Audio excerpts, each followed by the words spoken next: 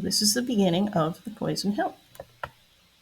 Part 1, St. Paul, Minnesota, summer 1924.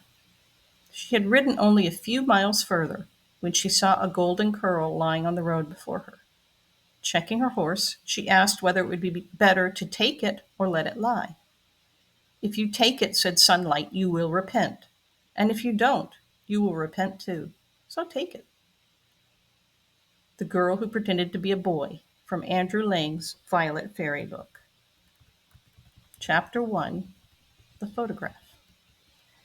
The photograph was square with white edges, taken with their father's camera last summer at the lake.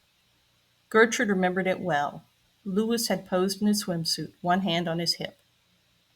But since then, someone had scribbled all over the picture. Large, crude loops of rough blue ink elaborated her brother's swimsuit, flaring his trunks into a skirt, and blotted his head with frizzy curls, flapper short. His lips were girlish too, bow-shaped and grotesque. Out of them came a balloon with the words, "Hey there, big boy, how about a date?" The handwriting was her brother's. The room was warm with sunlight. Gertrude sat next to her open suitcase on the cottage floor, the lilac fairy book in one hand, the picture in the other. The lake was too cold for swimming, but you could sit on the dock and dip your feet as the green waves came up around your ankles, until after a few minutes the sting of the chill faded away. Gertrude went out the front door of the cottage and down the porch steps, as she had intended before she found the photo. But something was sitting high in her chest, making her feel sick. There were pine trees growing in the sandy soil, their roots running out of the ground like the nervous fingers of a piano player feeling around for the right note. Behind her, the screen door slammed. If she could walk back through it into time as it was a few minutes ago, before she had opened the book and found the picture. Maybe it was nothing. Maybe in an hour or two it would look different, just be some silly joke, something to laugh at. Yes, and probably Louis would have an explanation. As soon as they had arrived at the cottage, he had gone to his room and slammed the door. This was known in the family as one of Louis's black days. But once he came out, she would ask him, and surely then he would throw the picture on the floor and laugh, say it was nothing. In fact, he had done that before, crumpled up a paper she had hardly seen, torn something out of her hand, said, "Mind your own business," laughing his usual too loud whoop. She had pretended not to mind when he did this.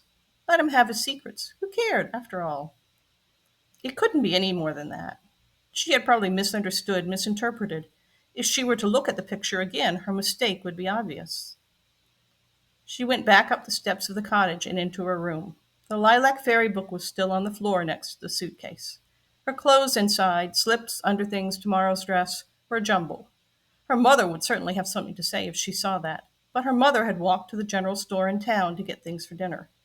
Alida, their housekeeper, was in the kitchen, but Alida did not care. She picked the lilac fairy book up and thumbed through the pages, hoping that the picture would not be there where she had thrust it back in so blindly, hoping that she had imagined it. Something tumbled out, an unwanted moth, square with white edges, landing on her skirt. She took it up by the sides. It was worse even than she remembered. The grinning face smeared with huge blue lips, his bare arms, handsome and masculine, turned sissyish, the swishing skirt. Louis must have sat there, driving the pen into the photo, detailing the pleats of the skirt, the curls of the hair, pinning those horrible words in the slanting handwriting she had seen on every letter Louis had ever written, every note he had ever left on the dining room table. "Hey there, big boy, how about a date?"